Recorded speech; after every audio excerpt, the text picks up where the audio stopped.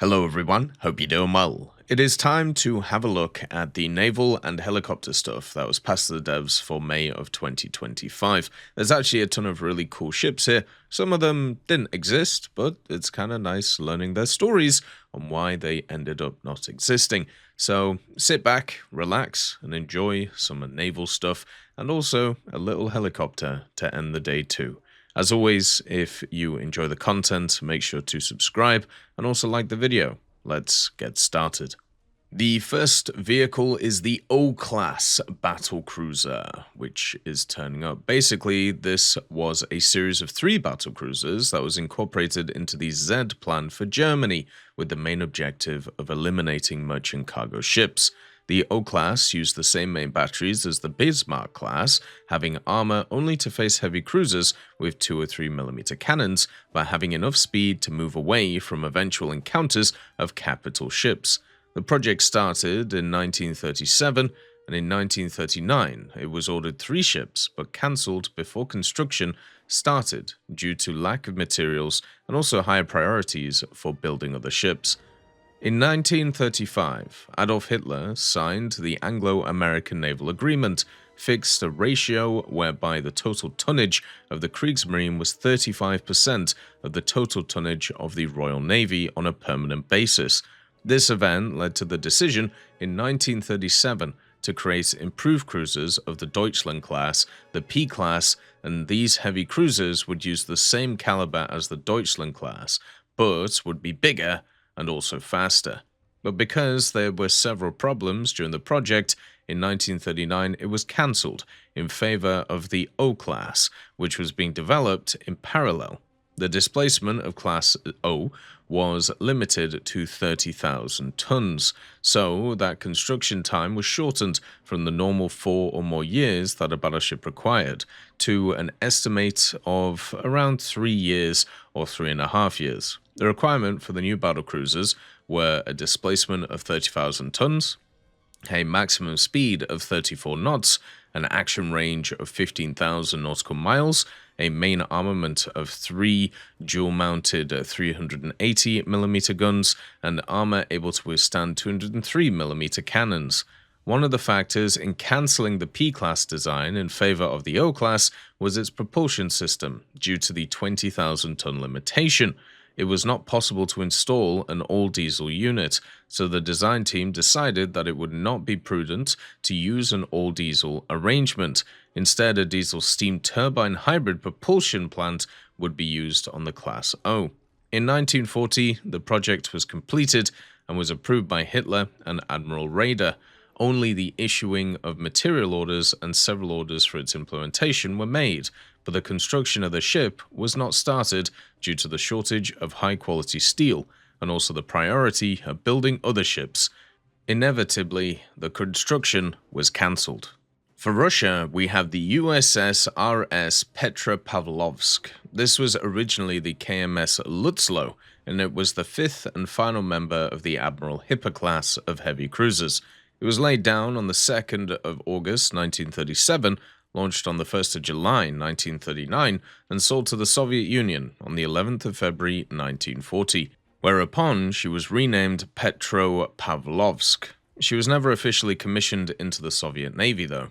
The Admiral Hippers were the product of the changing times. In the mid-1930s, Germany had been forbidden from building or even researching heavy cruisers by the Treaty of Versailles.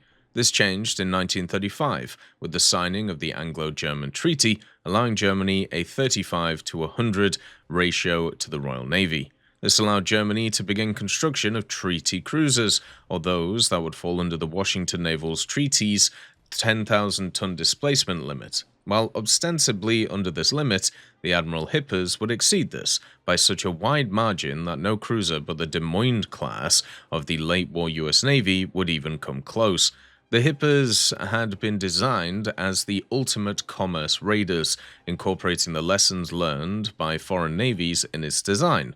Although Germany never actually signed the Washington Naval Treaty, it was still required to follow it by the terms of the Anglo-German Treaty.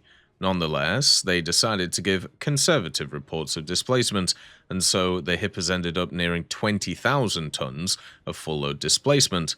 They needed to at least match the French Algérie or the Italian Zaraz. However, the guns remained at 8 inches, as gun size was much easier to verify than displacement. The last two of the class, the Seydlitz and the Lutzlow, were intended to be light cruiser versions, much like the Japanese had done with the Megamis. They were to be armed with the triple 15cm turrets instead of the twin 20.3cm, but this was rejected in 1936 and they were instead to be built as the rest of the class had been. The at the time incomplete Lutzlow was sold to the Soviet Union in February of 1940 with only half of her main armament and only 3.7cm secondaries installed and much of the superstructure missing. She was towed to Leningrad, renamed Petropavlovsk, and assigned the designation Project 83. She was approximately 70% complete when the German invasion of the Soviet Union began in June of 1941. She would beach herself to avoid sinking following damage during the siege of Leningrad, being refloated in 1943 and renamed the Tallinn. She would again be renamed post-war, this time to the Dnieper, when she was converted into a barrack ship in the Neva, where she would remain until being scrapped sometime in the late 50s. Had no invasion taken place in 1941, the crew would have begun training later that year, and the ship probably would have been completed to the Admiral Hipper design sometime in late 41 or early 42. For Japan, we have a Yamato-class battleship. This is the IJN Shinano. The Shinano was laid down on the 4th of May 1940 as the third ship of the Yamato class under the hull design Warship 110.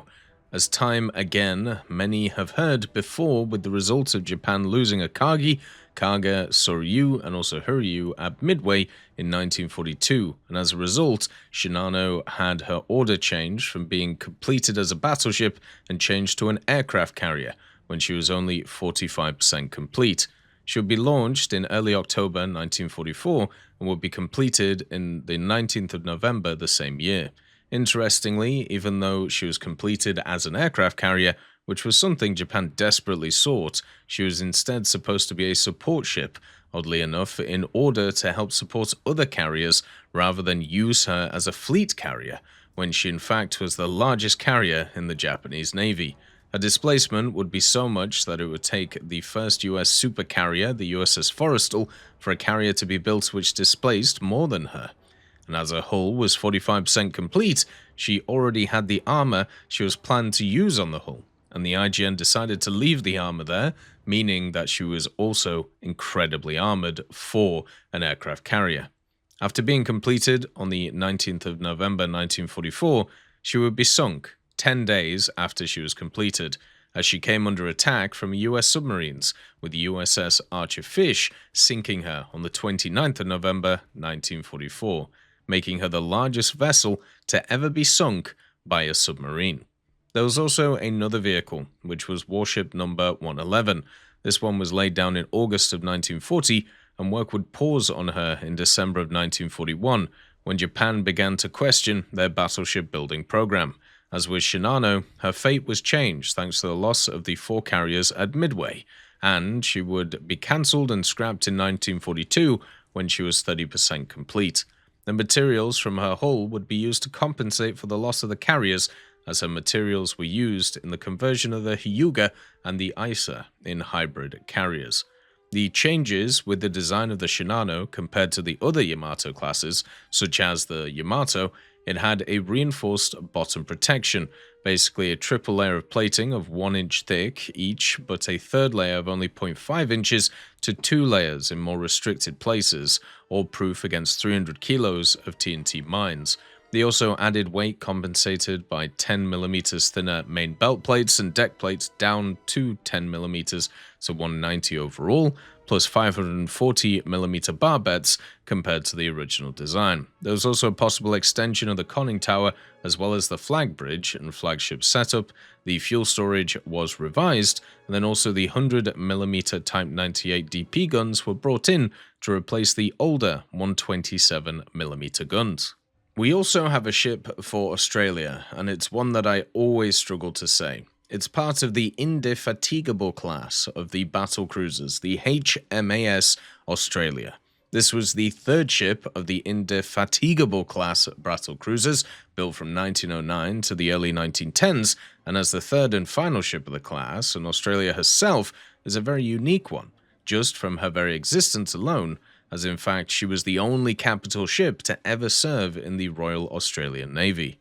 Though this is not to say her service was pretty dull, yet at the same time, not that intense. The Indefatigable class of battlecruisers were the successor class of the first battlecruiser class, which was of course the Invincible class, a battlecruiser, which they were heavily influenced by in their design, so much so that when comparing the two classes, that the Indefatigable in their designs were basically a modified version of the Invincible, in which the ships had longer hulls in order to provide the wing turrets a better cross-deck firing arcs, as well as being capable of traveling greater ranges. However, they were by far still on par in protection with that of the previous class, and were still smaller and less armoured than that of the German battlecruisers such as the SMS von der Tann. Australia was armed with 8 BL-12-inch Mark 10 guns, the 305mm, in 4 twin turrets, with one turret at the front of the ship and a second at the rear of the ship, while the other turrets were in wing turret positions, with the ability to cross-deck fire. Additionally, she was also built with 16 BL-4-inch Mark 7 guns, or the 102mm, which were all located in the superstructure of the ship. And finally, the ships also came with 3 18-inch torpedo tubes, with 12 torpedoes carried in total to complete her armament. However, during her service, this would change, as she would see her rear torpedo tube removed. The removal of 4-inch guns, plus the installation of anti-aircraft defense, varying from 3-inch guns to 4-inch guns, depending on the refit in question, as well as seeing her armor slightly improved, and the installation of fire control directors, and also flying off-deck for planes. We also have a helicopter, the Bell H-13 Sioux. This was a military development of Bell's Model 47 helicopter, which in turn was developed from Bell's Model 30. The Bell Model 47 was developed in late 1945 and would become the world's first helicopter accepted for civilian use in 1946. It would also serve as the platform for the world's first newscopter in 1958. As a very light and nimble helicopter, it would soon attract attention from the US military as a possible light utility helicopter for use in training and also observation. The USAF, US Army, Navy, and also Coast Guard all acquired aircraft of this type just prior to the Korean War. Army and Air Force aircraft would be referred to under the designation of H-13, while Navy and Coast Guard aircraft would be referred to under the designation HTL prior to 1962. In Korea, the H-13 also was used as one of the Army's prime CAS-EVAC, or CASEVAC helicopters, with the ability to mount 2 litters on the external pylons. The OH-13 would also serve as the Army's primary observation helicopter during the opening years of the Vietnam War, before being replaced by the OH-6 in 1966. While the H-13 would be completely phased out by 1969, it would see a short return to service in early 71 to cover the OH-6 losses. The aircraft, both civilian and military, had seen use and licensed production around the world as well. The Model 47 would also serve as the base for Bell's Model 207 Sioux Scout, informally known as the OH-13X, which would be the proof of concept for the world's first attack helicopter.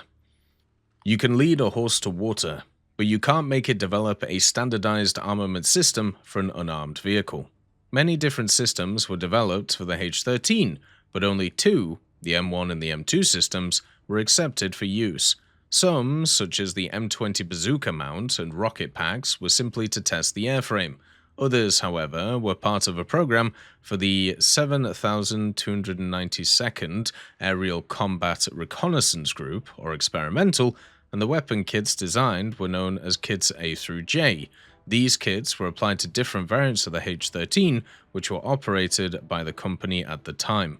The armaments include 4 or 2 SS-10s, a bunch of FFAR rockets, the M20 bazooka, an ACR kit, the Stoner 63, the M60, the AN-M2, 30 and 6 FFARs, also M1 systems or M2 systems, or even the AN-M2s in underslung kits, or AN-M2s with other sets of rockets, or even napalm canisters, which basically turned up too. So a lot of different stuff that this vehicle could have. Hopefully you enjoyed this video. Let me know what you would like to see, especially when it comes to ships. And as always, I hope you have a wonderful day, and I'll see you next time. I'd just like to thank GMG Smiley, CD Beans, Chieftain Mike, EMN3 Galaxy, Tulio Pontecorvo, Brendan Quinn, Carrion Crow, Gus Irenicus, Pyman, Warthunder, Teddy, Daniel Stanton, Martinez, B. Young, Ozzy Panzer, Alan Hacker, Liam Shear, Opium Prime, Lafouche, Sem Aslan, Uncle Bean, and Derek R. for supporting the channel.